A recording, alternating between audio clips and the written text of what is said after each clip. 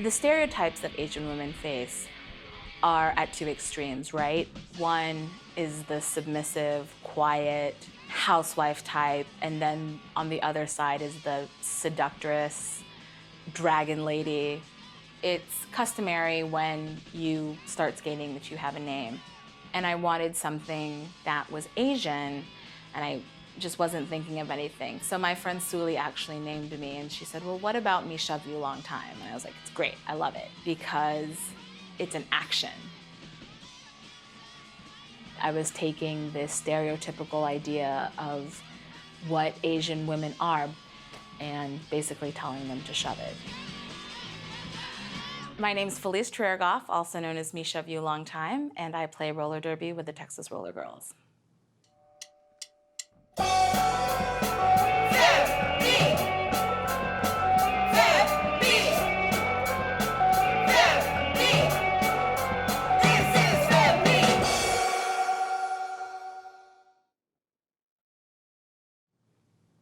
I remember being at my job when I was in my 20s and thinking to myself, like, this can't be it, right? Like, I don't think that I can just go to work, come home, and do it all over again. There has to be something else. So before I turned 30, I listed 30 things that I wanted to do. One of those things was trying out for roller derby.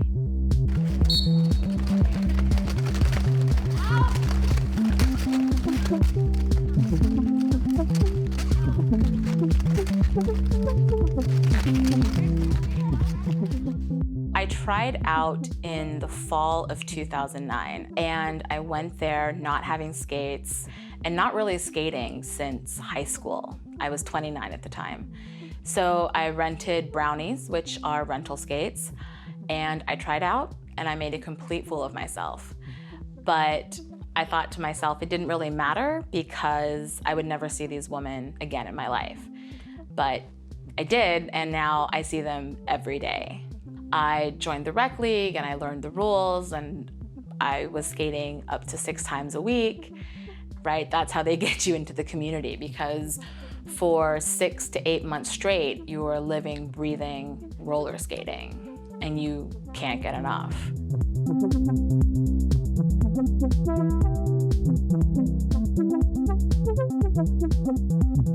I grew up in a small rural town called Borger, Texas, up in the Panhandle, and I couldn't wait to leave. I remember hearing in my small town that if you're a feminist, you're hairy, you're probably a lesbian, you're man-hating, you're all of these things. And thinking to myself that that's probably not a bad thing. Like, it's fine. I could go with that. Sign me up. So, and now I am hairy and a lesbian and do hate some men, and I'm okay with that. I'm all right. Roller derby is absolutely a feminist sport. You don't get women on 8 wheels to skate around and hit people easily. There is a misconception of large bands of women that it's inherently competitive, and we are, but it's not catty or shitty or like we don't put anyone down. It's competitive and it's real and it's smart, but it's all what I think are all the good things of like building women up to be confident and building women up to love their bodies and thank their bodies that they're able to play such a high contact and demanding sport. You know, we take all women, like we teach them to skate, we teach them to love their bodies, and we rise together.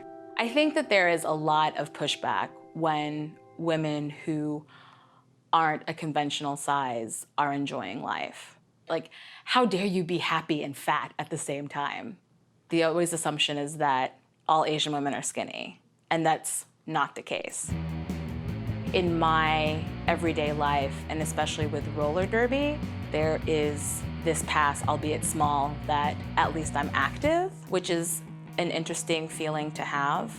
I am this larger Asian woman trying to fit, although, hold on, I'm not trying to fit in, I just sort of am. And I think that that is upsetting to some.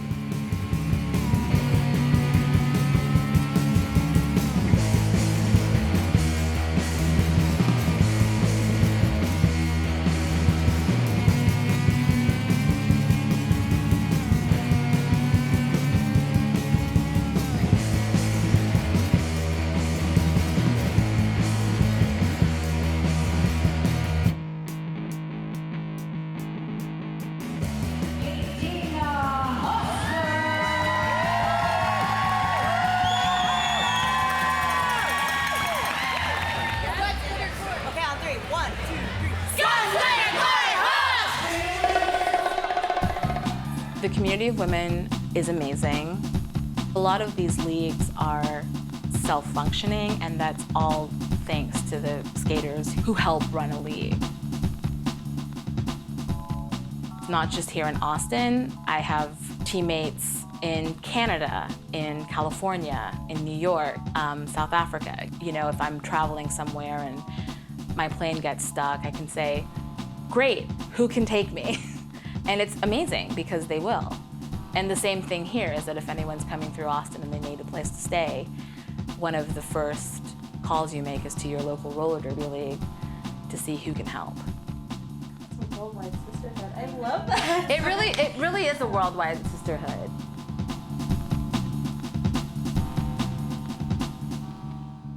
So the first time that I ever blended being Filipino and roller skating was on this team called Team Yellow Fever. It's all of these Asian skaters who come together once a year and play games against each other, against other teams, and it's just a lot of fun because culturally, I don't get that very often here in Austin. So it's great to go and skate with other Asians and skate with other Filipinos. Part of the roller derby community is the Roller Derby World Cup. It happens every 4 years. In 2018, there would be a Team Philippines.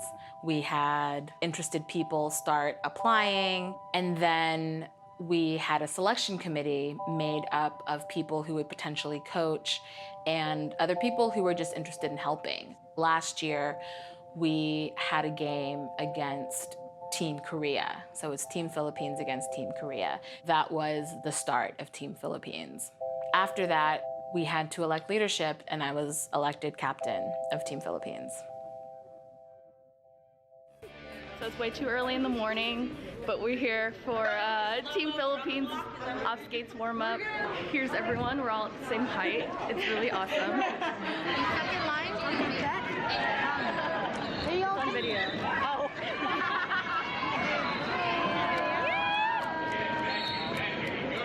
Playing Team Korea was really fun. The average height of Team Philippines was 5'2", and at a towering 5'4", I felt like a giant. And I could see over most of my teammates and the opposing team's heads. And it was just really fun just to know that everybody who was on that track skating was Asian, right? Like that's so incredible because there are very few spaces like that athletically. Bye, everyone. Bye, guys. Bye, Team Philippines. In roller derby, we skate under skater names, right? Misha View Long Time. And then there's a shift when you play for a national team. I actually had another jersey with my mom and my dad's last name on it. And that was really emotional, just because you're playing for your parents' home country. There I am, I'm skating under the Filipino flag. And I remember having to keep it together and not cry on track just because it was so exciting. We sat around while we were skating in Manchester, talking and being like, oh, your family does that too? Mine does too. Like, you have an uncle boy, I have an uncle boy. You have like a tita girly, I have a tita girly. It was just all of these moments that I think other identities take for granted, that everyone shares it. But this was the first time that, for me, it really was like a shared identity.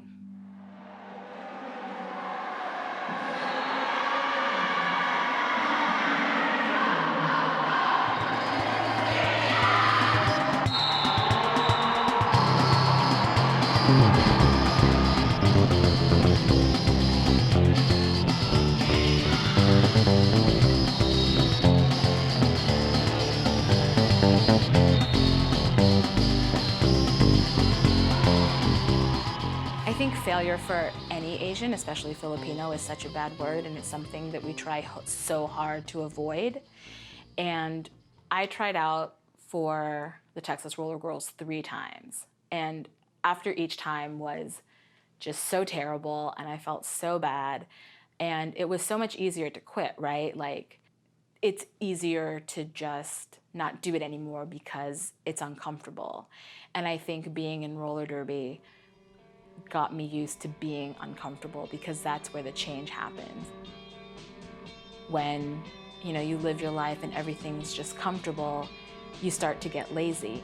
That's sort of the headspace I was in when I first decided to try out for roller derby. And so it's okay to fail as long as that doesn't cause you to quit. I knew that in my hearts of hearts that I wanted to skate for this league and that I would do whatever it took to do it. Nobody else told me that. Nobody else was invested in my success like you have to be invested in yours. And I think that idea was my intuition being like, this sport is going to change your life. This sport is going to help you do so many things and let you travel to all these amazing places. But these setbacks are just that, right? They're just setbacks.